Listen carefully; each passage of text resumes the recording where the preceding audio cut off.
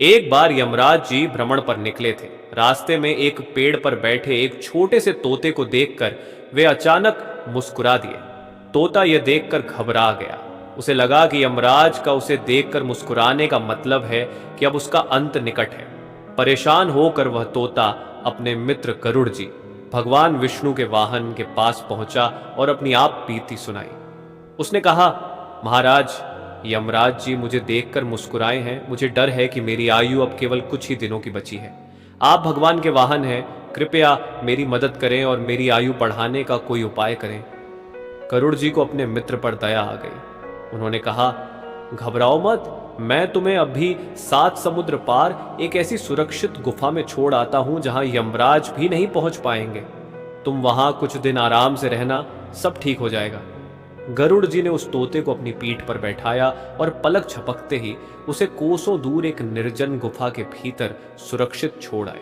इसके बाद गरुड़ जी सीधे यमराज के पास पहुंचे और उनसे पूछा, हे यमदेव, आप उस दिन उस नन्हे तोते को देखकर क्यों मुस्कुराए थे?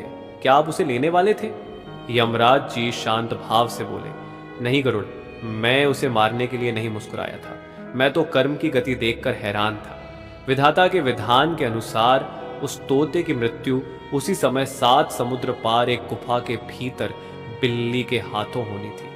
मैं यही सोचकर मुस्कुरा रहा था कि यह छोटा सा तोता इतनी जल्दी 7 समुद्र पार उस गुफा तक कैसे पहुंचेगा।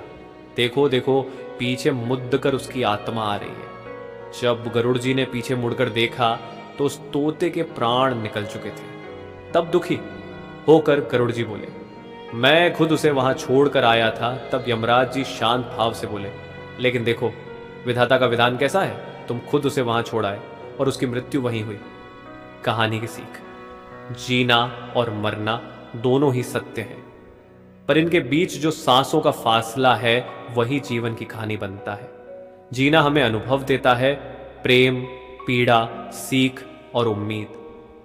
मरना हमें याद दिलाता है कि हर पल की कीमत है।